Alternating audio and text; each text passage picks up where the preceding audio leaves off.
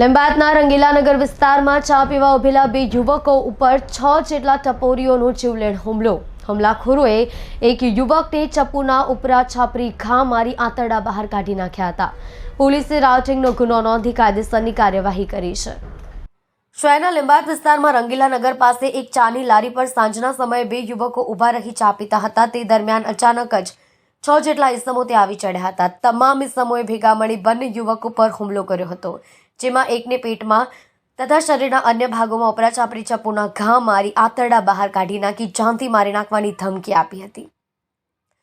આ ઉપરાંત ત્યાં ઉભેલા બીજા ઈસમોને પણ તેઓને ધીક મૂકીનો માર મારી ગંભીર ઈજા પહોંચાડી હતી, જેથી આખરે ભોગ બનનાર યુવક કે આ મામલે લીંબાયત પોલીસ મથકમાં ફરિયાદ નોંધાવતા પોલીસે રાઉટિંગનો ગુનો દાખલ કરી કાયદેસરની કાર્યવાહી હાથ ધરી છે. બનાવની વિગત એવી છે કે લીંબાયતના ત્રિકમનગર પાસે સાંઈકૃપાનગરમાં રહેતા 18 વર્ષીય ગણેશ સુનિલ તવર હીરા ઘસવાનું કામ કરી પરિવારને આર્થિક રીતે મદદ કરે છે.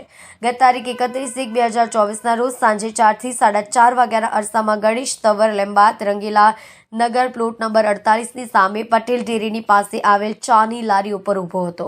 આ સમયે લીંબાયત વિસ્તારમાં જ ગણેશનગરમાં રહેતો અને કોઈ પણ કામ ધંધો ન કરતો ગોપાલ રમેશ કોળી પણ ત્યાં જ ઊભો હતો. તે દરમિયાન અચાનક જ પાછળથી 6 જેટલા ઈસમો ત્યાં આવ્યા હતા. તેઓએ કોઈ પણ અગમ્ય કારણસર ગણેશને માથામાં પાછળના ભાગે ગરદનથી થોડે ઉપરના ભાગે ધારદાર હથિયારથી ગંભીર ઈજા પહોંચાડી હતી.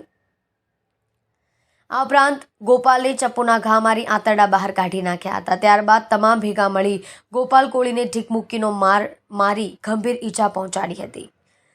તાત્કાલિક સારવાર માટે લોહી લુહાણ હાલતમાં હોસ્પિટલ ખસેડવામાં આવ્યો હતો. બનાવને પગલે આખરે ગણેશ તવરે લીંબાયત પોલીસ મથકમાં ફરિયાદ નોંધાવતા પોલીસે કુલ 6 અજાણ્યા ઈસમો સામે રાઉટિંગનો ગુનો દાખલ કરી કાયદેસરની કાર્યવાહી હાથ ધરી છે.